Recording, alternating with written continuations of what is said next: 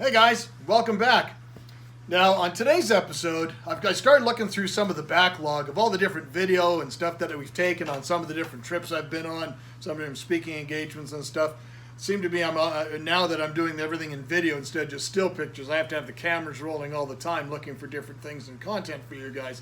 But on my last trip when I went down on that speaking tour in southern Florida, middle of southern Florida, and I did a bunch of video. I went and saw a pile of people, but one of the farmers in particular I've known for many years.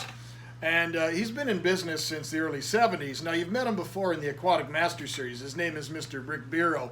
He's a Florida fish farmer specializing in African Rift Lake cichlids. And we talked a bunch about the infancy and some of the individual names in that video.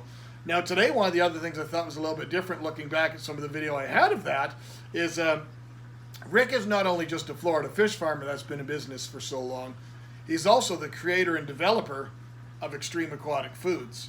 Now, it's a pretty specialist line of food. They have all the basics. They have many different sizes of pellet sizes and flakes, and this one here I'm holding here is the nano formula, which is a high protein for rearing fry and different things. You can even put it into emulsification, use it for feeding different inverts and whatnot. But a lot of really high-end foods that they use on the farm in a daily basis. So I thought it'd be really cool if me and Rick could sit down and have a little chat about how Xtreme Aquatic Foods even came to be, because most people wouldn't even have a clue, because he's been doing it since, early 70s. So hopefully you enjoyed today's video. Take care.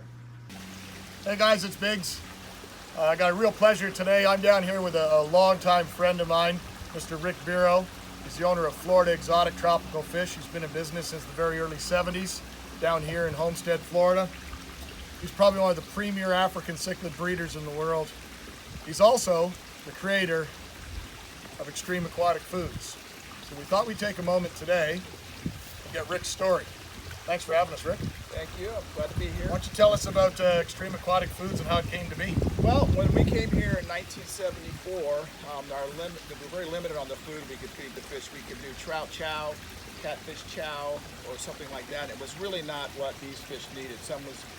Trout chow was oily, the catfish chow didn't have the proper ingredients, so we started playing around with mixing food of our own, and by trial and error, we came up with what we thought was really a dynamite food, which what it is. Yeah. The results prove it. Yes, yes. But the form that we fed it in was not a good form because it was it would come apart. It would concentrate all the fish in one area. The bigger fish might be able to eat more than the smaller fish were kept at the outside. So it was really not a hard way for me to feed this type of operation with this type of food. Plus it took 2 or 3 hours to mix and several hours to feed because of the form. Okay. You want to show us how it was in its infancy and how it became? This is kind of like how we had it originally. And what this is I don't have spirulina powder anymore because I feed Xtreme. I don't have krill anymore. I have shrimp meal, and this is baby cereal. So all we used to do, but we used to do this in a 30-quart pizza mixer. So my guy we'd do 2 of them. So my guy would put all the ingredients in, and then we would also add a vitamin pack. We would add Stacy vitamin C. Have you ever tried this as an actual pizza dough? No, but I'm sure you will. And in fact, maybe I'll keep a little bit so we could make us a lunch today. Yeah, double-eye pizza. But at any rate, we would mix this up, and like I said, by hand, it's difficult. But what happened is we would, either because the guys wouldn't tell me, or for whatever reason, we would run out. Let's say we ran out of krill. So then I'm feeding the fish, and we're looking at them. I'm saying, hey, wait a minute. The Taiwan reefs don't have the perfect color. What's going on? And then the guys might say to me, hey, we've been out of krill for 3 weeks, 4 weeks. I said, oh, that's really. So that's how scientific we were. So anyway, this is not mixed up as well as it could be with the pizza dough mixer, but this is what it's like. So now watch when I feed it. The fish are going to go after it. It sinks. They're going after it. They're going after it. They're going to get down the bottom and see how the bigger fish are on top of it. So I'm gonna throw another piece in, and to feed this pond right here, or this vault, 6,000 gallon vault, these are mixed pseudos. This is how we breed them, because I don't have space to have a tank for reds or albino sockolopi or rusties.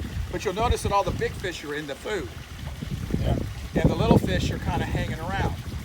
Now that's great because this is great food, but it's a hard way to feed them. It's not efficient feeding. No. Yeah. So what we did was, when we decided that, when my customers started saying, how come my fish can't look like your fish after they've been here for a while? I said, it's because of food. Can we feed your food? I said, not in the form we have, because you can't keep your tank clean. This is flowing water, you couldn't do it. So we decided we would do it. Your water in your systems runs 24/7, Yes. right? Yeah. We heat with the water, we cool with the water, we transfer with the water, everything. So we decided to have it manufactured in a form, this formula, in a form that would be more efficient. So that's where how Xtreme came from. So they can take in the proper pellet size to the proper size fish. They can take the whole Exactly. pellet into their buccal cavity. Right. As a cichlids, the way they process foods, they have their pharyngeal plate. They bring the food into their mouth. They process it on that dental plate while they go about their business. Right. And a nice engineered, efficient formula, easy to feed. Exactly. So now let me throw it. They're eating, but let me throw a little bit of this in. I don't know if what they're up to, but this is the 1.5 cichlid pellet. Now see every fish can come get it. And when we're feeding, I'm not going to feed in a spot like this. We're only doing it so you can see it. But when we're feeding this pond, I'd be throwing the food out like that, so that everybody has an opportunity. And that way, it's the only way you can feed a farm this size. You can't just send a guy, you can't, this is how you have to do it. Like I said, I can feed this pond with this food in 20 seconds. With this, as you're using it, you got to make it into a ball, even after the dough, and then you got to throw it out and throw it many, many places, and that could take 2 or 3 minutes. Well, take a look around. This place here, you cannot spend that kind of time. Plus, what you can't do is go around with a food that gives red color or green color or this, like some of the foods do, because this has every natural color that you need. This one, instead of spirulina powder like they used to use back in the day, you're now using a natural source, organic spirulina. Right. You're using naturally sourced organic whole krill. Fish meal, Yep. shrimp meal. And what the thing of it is, you don't have to feed an extreme green food or blue food or red food to get a Taiwan reef or some other peacock or some pseudo to have the proper color. So this will bring out the yellows, the reds, the blues, whatever color is needed. So you don't have to feed the tank 4 different times, which we cannot afford to do here. Yep. So this is why we do this. You also use other natural color enhancers in there as well. Yes, we do. What are they? Astaxanthins and paprika. Yeah, paprika. Yep. That's because we're Hungarian and you got to put paprika in everything. I tried to put mayonnaise in it, but they didn't like that. No, mayonnaise doesn't hold up. But our family eats mayonnaise out of the bottle. But anyway, you can see they're still attacking this, but this is more efficient. And like I said, we were surprised at how much better the fish did when every one of them could have some food. So instead of having having a whole bunch of different sizes, and the reason you're seeing sizes here is because we'll reach a point in a 6,000 gallon tank, we'll put 5,000 fish in and we'll grow them up and I'll start selling them at 2 inch. Then they'll start growing, but let's say I sold 3,000 of them. Well, I can't afford to have them in this tank anymore, so we might take another tank and stick it in here with them. So now I'm back up to 4,000. Then you get the difference in sizes. Yeah. So that's what we do. We don't do that for other varieties, but for Mbunas we do because. Well, you still have the pet trade still asks for that assorted mixed Exactly. mix. Yes. Exactly. There's people who want albino sockolopi, they want 24, and there's people who want 100 assorted Mbunas, different sizes. So we have different sizes. And down here, everything grows so fast. Yep. So. Yep. It's under the sun. It's actually, this would normally have shade cloth, but We lost it in the hurricane, and we just haven't done this section yet. It was hard to get shaped off because all the nurseries down Everybody needs it. Everybody. Yeah. People are buying 2 million square feet of it. So anyway, we should go over here and we should feed some the Hap Alis. Let's go do another tank. Electric blues. Cool. Okay, well here's a tank of Hap Ali, which we call electric blue and have since the 74. I'm probably an old timer in many ways, and one of them is the names we use too. But anyway, that is the mush food. Now you can see them. These guys are a little bit bigger than the Mbunas we just fed. So this is gonna have very little chance of hitting the bottom. They're gonna pound it. But then there's peripheral fish that are just not coming over. So now we're gonna throw this in, and now we're gonna get the whole crowd over here. But again, if I was feeding, or if my guys are feeding, we're spreading this out over the whole tank. We want every fish that's in here to get an opportunity. And after the years, they kind of have an idea of how much, how many handfuls or scoops or cups per vat. And also these fish, you know, you come walking up here with a white bucket, they know what's happening. They know exactly what's going on. So they're going to start moving over to wherever you're standing right when you're doing it. So that's... And feeding a high quality food is giving you definitely higher results in your fish, and that's one of the factors that sets you apart when you see the fish in the trade. One of the benefits of this food was that normally, let's say I was breeding electric blues. So when we were feeding this mush food, I might have 100 females to breed with.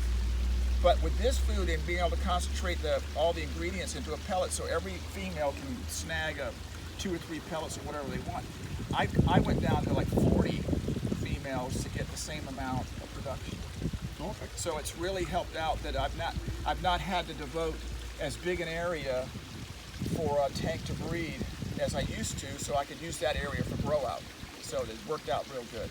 Feeding, one thing people wouldn't even think about, but can you still feed trout pellets or one of those cheaper foods? You could. Oh yeah, I could. I mean, I could save some money. Yeah, this is probably one of your largest expenses on the farm, is actually feeding a high quality food. Exactly. But you get it in the results of the actual product that you're creating. Exactly. And the thing of it is, I'm not, as long as I'm here, I'm not ever switching this food. This is what I'm going to use. And I basically use, just for convenience, again, I basically use the 1.5 cichlid peewee for the whole farm. Yes. But we use nano for the babies for a while, but I don't have time to roll out here with 3.0. But you'll be surprised at the big fish, how they clobber. Is everybody doing it? Yep, we're rolling. Tighten the lid on this. Did you tighten the lid on this? I'd have fired your ass if you were working for me, making you work this hard. Preserves the freshness. Old guy. Yes, and these lids are really good to keep the food fresh. These are tiger haps, and Hap fenestratus. Protomalus fenestratus. Excuse me? Protomalus fenestratus? Yeah, Hapachromis fenestratus. I do not, I'm just a stubborn person, but anyway, they moved over there because they saw another human over there and they thought that's what the action's going to be. They're not clobbering like they should have been. I see a real ugly guy holding something under the water. I think it's because Glenn over there looks more appealing than I do. Yeah, fishy, fishy, fishy. That's right. But anyway, they're coming over here. But see, these are bigger fish, and they could probably handle a 3.0 pellet, but they don't need it. They clobber this thing.